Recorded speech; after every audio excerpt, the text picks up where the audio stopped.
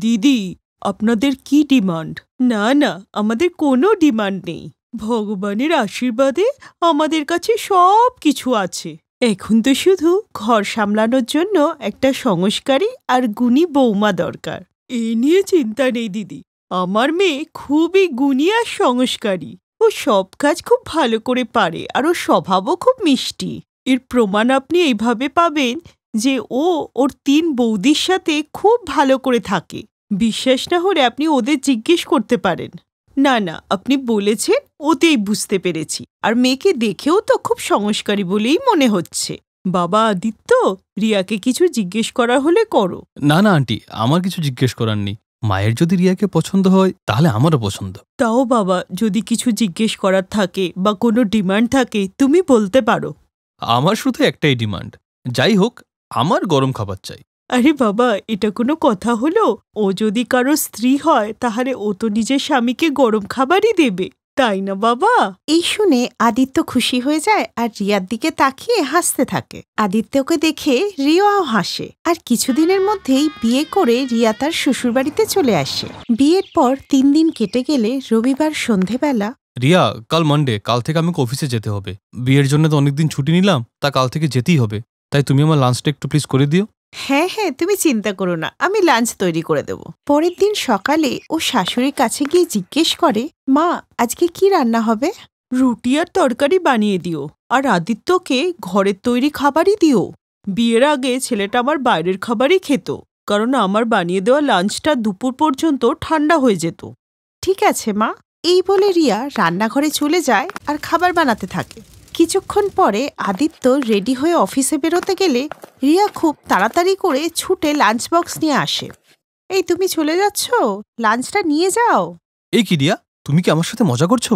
তুমি জানো না যে লাঞ্চে আমি শুধু গরম খাবার খাই? গরম খাবার? কিন্তু সেটা কি করে পসিবল আদিত্য? দুপুর পর্যন্ত এই খাবার তো ঠান্ডা হয়েই যাবে। সেটাই তো, ১টা পর্যন্ত এই খাবার তো ঠান্ডা হয়ে যাবে, কিন্তু আমার তো লাঞ্চে গরম খাবার চাই। এবার তুমি কি করে আমার অফিসে গরম খাবার পৌঁছাবে সেটা তুমি ভাবো। এই বলে আদিত্য টিফিন ওখানে রেখেই অফিসে চলে গেল। বেচারি রিয়া হাতে টিফিন নিয়ে দাঁড়িয়েই থাকলো। এরপর রিয়া বাড়ির সমস্ত কাজ সেরে আদিত্যর জন্য আবার গরম খাবার বানিয়ে টিফিন বক্স নিয়ে বাইরে বেরিয়ে এলো। এবার এখন কি করব, অফিস পর্যন্ত কিভাবে পৌঁছাবো?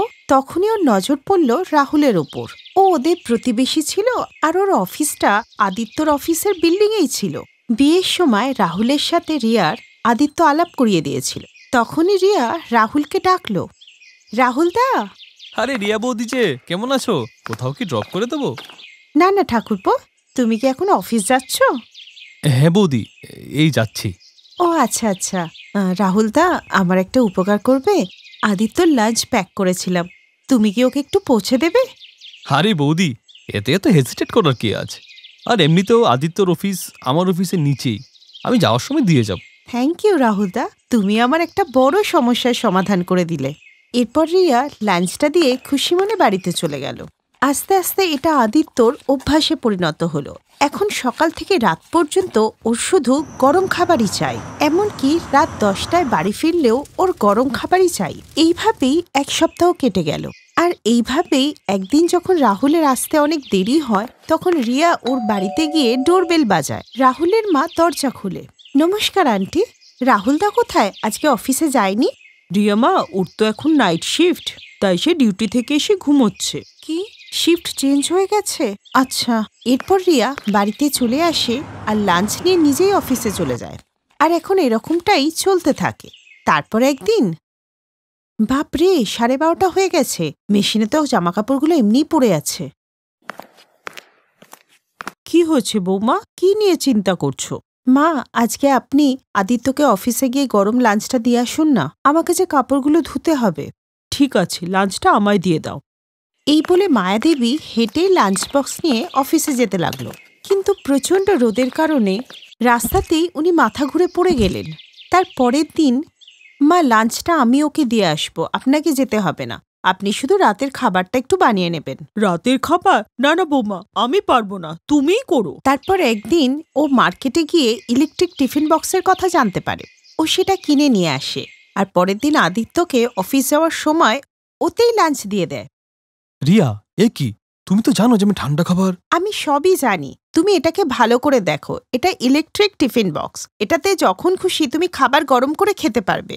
এই শুনে আদিত্য খুশি মনে ওই লাঞ্চ বক্স নিয়ে অফিস চলে যায়। তারপরে একদিন সন্ধেবেলা, আরে বাবা, তুই আজকে তাড়াতাড়ি বাড়িতে চলে এসেছিস। আর চোট কিভাবে লাগলো? হ্যাঁ বলো না আদিত্য, কিভাবে লাগলো তোমার? এসব তোমার ওই ইলেকট্রিক টিফিন বক্সের কারণে হয়েছে। আজকে যে আমি ওতে অফিসে খাবারটা গরম করতে গেলাম, এমনিতে ওটা ফেটে গেল। আর দেখো আমার চেহারার কি অবস্থা হয়েছে, কতটা চোট লেগেছে আমার। তাই কাল থেকে ইলেকট্রিক টিফিন বক্স বন্ধ, কিন্তু হ্যাঁ, খাবার গরম চাই। আর এইসবে সত্যি রিয়া বিরক্ত হয়ে গিয়েছিল। এখন আমাকেই কিছু একটা করতে হবে। আর পরের দিন রান্নার সময় ও অনেকগুলো রুটি আর তরকারি বানিয়ে রাখলো। তারপর খেতে বসে, এ কি ঠান্ডা রুটি তরকারি? না না, আমি খাবো না সব। বৌমা, এই খাবার তো ঠান্ডা, এখন আমারও গরম গরম খাবার খাওয়ার অভ্যাস হয়ে গেছে। বানাতে পারবো না আমি গরম খাবার। যার খেতে হয় এই খাবারই খাও।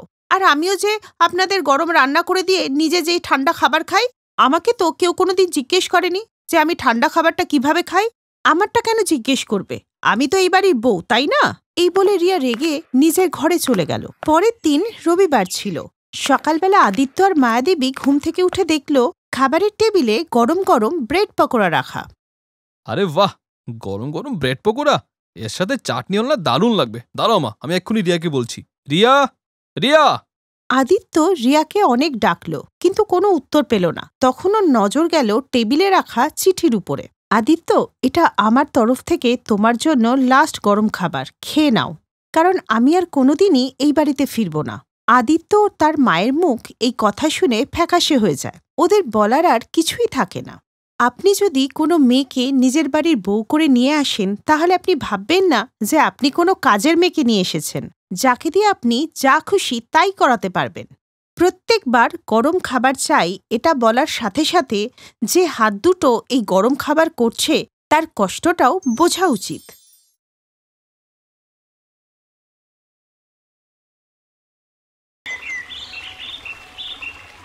সকালবেলা বরযাত্রীতে ভরা একটা বাস গ্রামে এলো। এক এক করে সব বরযাত্রীরা গাড়ি থেকে নেমে নিজেদের বাড়িতে চলে যায়, কিন্তু গজেন্দ্র তার নতুন বউ, মা বাবা আর বোন বাসেতেই বসে থাকে। আমরা কি বাসেই বসে থাকবো? আমি আমার শ্বশুর বাড়ি দেখব। এই শুনে সবাই একে অপরের দিকে তাকাতে লাগলো, কিন্তু কিছুই বলল না। আপনারা কিছু বলছেন না কেন? আমি আমার শ্বশুর বাড়ি দেখব। চলো না, আমরাও বাস থেকে নামি। বৌদি, এই বাসই তোমার শ্বশুর বাড়ি, আমাদের কোনো ঘর নেই। এই শুনে মমতার পায়ের নিচে মাটি সরে যায়। ওদের কাছে যখন বাস ছিল, তাহলে বাড়ি কেন নেই? আর এখন কি মমতা সারা জীবন বাসেই কাটাবে? আসল ঘটনাটা কি, এটা জানতে গেলে আমাদের একটু পিছনে যেতে হবে। কয়েক বছর আগে গজেন্দ্র রামপুর গ্রামে তার মা বাবা আর বোনকে নিয়ে একটি মাটির বাড়িতে থাকত। আর সে একজন বাস ড্রাইভার ছিল। চলে এসো রামপুরবাসীরা, চলে এসো, তাড়াতাড়ি চলে এসো। রামপুর যাবে তো? আরে কাকু, তুমি কালা নাকি? চিৎকার করে করে বলছি, শুনতে পাচ্ছ না? তোমরা ড্রাইভাররা কি ঠিকভাবে কথা বলতে জানো না নাকি? আমি তো শুধু একবার জানতেই চাইলাম। তাড়াতাড়ি বাসে বসো, বাস এক্ষুনি ছেড়ে দেবে। কি জীবন রে ভাই, কন্ডাক্টর আর বাস ড্রাইভার সবই আমি। এই বলেই সে বাস চালু করলো, আর কিছুক্ষণের মধ্যেই রামপুর গ্রামে পৌঁছে গেল। চলো, রামপুর চলে এসেছে। এরপরে সবাই বাস থেকে নেমে গেলে গজেন্দ্র বাসটাকে নিজের কুঁড়েঘরের পাশে দাঁড় করালো, আর ও ঘরে গেল। ঘরে গিয়ে দেখলো যে ঠাকুরমশাই এসেছে। আরে ঠাকুরমশাই আপনি? কিন্তু আমরা তো কোনো পূজা আর্চা করবো না, তাহলে আপনি? বাবা গজেন্দ্র, আমি পুজোর জন্যে নয়, আমি তোমার জন্য একটা সম্বন্ধ নিয়ে এসেছি। এখন তো তুমি বাস ড্রাইভার হয়ে গেছো, এবার তো বিয়ে করে নাও, এরপরে তো তোমার বোনেরও বিয়ে দিতে হবে। পুরোহিত মশাই, আমি এই বাসের মালিক না, আমি এই বাস ভাড়াতে চালাই। বাবা, তোর থেকে গরিব ছেলেরাও এই গ্রামে বিয়ে করেছে। আমরা চাই বেঁচে থাকতে থাকতে তোদের ভাই বোনদের বিয়ে দিয়ে যেতে। মা বাবা, তোমরা সবসময় এইরকম ভাবেই বলো, আর আমি তোমাদের কথা শুনেও নি। ঠিক আছে পণ্ডিত মশাই, চলুন বাসে গিয়ে বসুন, এক্ষুনি যাব আমরা মেয়ে দেখতে। আরে বাবা, তোমার তো দেখছি অনেক তাড়া, দাঁড়াও রাতটা কাটুক তারপর যাব। আরে পণ্ডিত মশাই, আমি একজন ড্রাইভার মানুষ, না জানে কখন সময় পাবো, তাই মেয়ে দেখতে এক্ষুনি চলুন। এই বলে সে সবাইকে জোর করে বাসে বসালো আর মেয়ে দেখতে গেল। মেয়ের নাম মমতা ছিল। দুই পরিবারেরই একে অপরকে পছন্দ হয়, আর ওই দিনই বিয়ের ঠিক হয়ে যায়। আস্তে আস্তে গজেন্দ্রর বিয়ের কথা গোটা গ্রাম জানতে পারে, আর গ্রামের সবাই ওকে খুব ভালো করেই চিনত। আর এই খবর গ্রামের প্রধানের কাছেও গেল। মুন্সি, শুনলাম কালকে নাকি গজেন্দ্র বিয়ে করতে যাচ্ছে। প্রধান মশাই, আপনিও নাকি বলেন না? বেচারা তো বিয়ের কার্ড দিয়েই গেল, আমাদেরও তো যেতে হবে। যখন বিয়েই হবে না তখন বরযাত্রী কি করে যাব? মানে ঠিক বুঝলাম না প্রধান মশাই। এই মুন্সি, মনে আছে অনেক বছর আগে যখন গজেন্দ্র কিছুই করতো না, তখন একবার ওর মার শরীর খারাপ হয়েছিল আর ও আমার কাছ থেকে 5 লাখ টাকা নিয়েছিল, সেটা এখনো শোধ দেয়নি। এখন তো বাস ড্রাইভারও হয়ে গেছে, বিয়েও করতে যাচ্ছে, তার মানে অনেক পয়সা নিশ্চয়ই হয়েছে ওর। এই সুযোগ, বিয়ের আগে ওর কাছ থেকে পয়সাটা নিতে হবে, না হলে তো বিয়ের পরও দিতেই চাইবে না। এই সুযোগ। আর বাবু, এই কাগজে তো এটাও লেখা আছে যে ও সময় মতো ধার শোধ না করতে পারলে ওর বাড়ি ঘর সব আপনার হয়ে যাবে। বলছিলাম, তা আপনি বললে আজকেই নিয়ে নিই, কি বলেন? চল, আজকে বিকেলে আমি তোর সাথে ওর বাড়ি যাব। যদি ও টাকা পয়সা শোধ করে দেয় তাহলে তো ভালো, আর না হলে ওর বাড়িঘর সব নিয়ে নেব। সন্ধেবেলা গজেন্দ্র যখন বাস চালিয়ে বাড়িতে এলো, তখন গ্রাম প্রধান আর মুন্সি ওদের বাড়িতে এলো। দেখো গজেন্দ্র, এখনো অবধি আমরা তোমাকে কিছু বলিনি, কিন্তু আমাদের এগ্রিমেন্টের আজকে শেষ দিন। হয় তুমি ভালোই ভালোই টাকা দিয়ে দাও, না হলে তোমার বাড়ি জমি সব আমার। প্রধান মশাই, এত টাকা আমি এখন একসাথে দিতে পারবো না। সবে আমি 6 মাস আগে বাস চালানো শুরু করেছি, বিয়ের পর আস্তে আস্তে আপনাকে সব দিয়ে দেবো। কিন্তু এই কাগজে আজ অবধি সময় ছিল তোমার, তাই টাকা পয়সা না থাকলে বাড়ি খালি করো। প্রধান মশাই, আমরা সমস্ত গ্রামবাসীরা এক পরিবারের মতো থাকি, আমাদের এইটুকু তো ভরসা করুন। পরিবার ভাবি বলেই তো এতদিন আপনাদের কিছু বলিনি। আর আইন কানুন বলেও তো একটা জিনিস আছে নাকি? হয় পয়সা শোধ করে দাও, না হলে আজ রাতের মধ্যেই আমরা ঘর খালি করিয়ে নেব।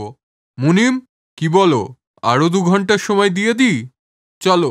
এই বলে গ্রাম প্রধান আর মুন্সি ওখান থেকে চলে যায়, আর গজেন্দ্রের পরিবার চিন্তায় পড়ে যায়। দাদা, কাল যে তোর বিয়ে, আজকে যদি বাড়িটা হাতছাড়া হয়ে যায়, তোর বিয়েটাও তো ভেঙে যাবে। আর হলো ঠিক এটাই। 2 ঘন্টা পর প্রধানের সব লোকজন এলো আর ওদের সমস্ত জিনিসপত্র ঘর থেকে ছুঁড়ে ফেলে দিল। এরপর গোটা পরিবার সমস্ত জিনিসপত্র নিয়ে বাসে এলো আর গ্রাম থেকে চলে গেল, কারণ এছাড়া ওদের কাছে আর কোনো রাস্তা ছিল না। এরপর গজেন্দ্র বাসে করেই বরযাত্রী নিয়ে বিয়েতে গেল আর বিয়ে করে ফিরে এলো। ও, এই ব্যাপার, চিন্তা নেই, এখন আমিও তোমাদের পরিবারের অংশ, সুখেও দুঃখেও। এরপর ওরা বাসেই থেকে গেল। পরের দিন, এই বাসটা তো আমার না, আর উপার্জনের জন্য আমাকে বাস চালাতে যেতেই হবে, না হলে যে মালিক বাসটাই কেড়ে নেবে। তুমি বাস নিয়ে যাও, আমরা সবাই জঙ্গলেই থাকবো। বৌমা, তুমি তো বুদ্ধিমতী মেয়ে। তোমার জায়গায় অন্য কোনো মেয়ে হলে এক্ষুনি বাপের বাড়ি পালিয়ে যেত। সত্যি বৌদি, তুমি খুবই ভালো। ওই দিন থেকেই গজেন্দ্র দিনে বাস চালাতো আর রাত্রিবেলায় ওই বাসটাকে জঙ্গলে নিয়ে আসতো। অনেকদিন পর্যন্ত এইভাবেই চলতে লাগলো। তারপরে একদিন বাসের মালিক বলল, গজেন্দ্র, এখন আমি বাস পার্কিং এর জন্য প্লটটা কিনে নিয়েছি, তাই এখন থেকে বাস চালানোর পর রাত্রে তুমি এখানেই বাসটা পার্কিং করে দিও। এই শুনে গজেন্দ্র খুব চিন্তায় পড়ল, কারণ বাসটাই তো এখন ওর ঘর ছিল। তাই গজেন্দ্র সব কথা তার মালিককে বলে। মালিক, আমার সদ্য বিয়ে করা বউ বনে জঙ্গলে ঘুরে বেড়াচ্ছে, হয়তো আমি বাস না নিয়ে গেলে রাত্রে ওরা থাকবে কোথায়? গজেন্দ্র, তোমার সাথে এত বড় একটা ঘটনা হয়ে গেল, বিয়ের রাতেই ওই প্রধান তোমার বাড়ি ঘর সব নিয়ে নিল, আর তুমি আমাকে জানাওনি। তুমি আমার পরিবারের মতো। তুমি আসার পর আমি 2টো বাস থেকে 4টে বাস করে ফেলেছি। আমি তোমাকে টাকা দিচ্ছি, তুমি নিয়ে গিয়ে ওই টাকা ওই প্রধানের মুখে মারো আর নিজের বাড়িঘর নিয়ে নাও। মালিক, আপনি যে আমার কাছে ভগবান, জানি না কি বলে আপনাকে ধন্যবাদ জানাবো। এতে ধন্যবাদ জানানোর কিছু নেই, এই পয়সা তুমি আমাকে ফেরত দেবে ধীরে ধীরে। যাও, এখন গিয়ে নতুন বউকে তার শ্বশুর বাড়িতে নিয়ে এসো, আর খুব তাড়াতাড়ি টাকা জমিয়ে নিজের বাড়িটাও ঠিক করে তোলো, আর তারপর তুমিও একটা বাস কিনে ফেলো। আমি চাই না যে আমার প্রত্যেক ড্রাইভার সবসময় ড্রাইভারই থাকুক। ওই রাতেই গজেন্দ্র প্রধানকে টাকা দিয়ে বাড়িটা ছাড়িয়ে নিল, আর গজেন্দ্র তার পরিবারকে নিয়ে আবার নিজের বাড়িতে হাসি খুশিভাবে থাকতে। Best buddies. হ্যালো ফ্রেন্ডস, এই ভিডিওটা দেখার জন্য ধন্যবাদ। যদি এই ভিডিওটা তোমাদের ভালো লেগে থাকে তাহলে প্লিজ লাইক, সাবস্ক্রাইব আর কমেন্ট অবশ্যই করবে এই ভিডিওতে। আর হ্যাঁ, শেয়ার করতে ভুলো না কিন্তু। আরো অনেক মজাদার ভিডিও দেখার জন্য নিচে দেওয়া এই বেল আইকনটাকে প্রেস করো। দেখতে থাকো বেস্ট বাডিজ।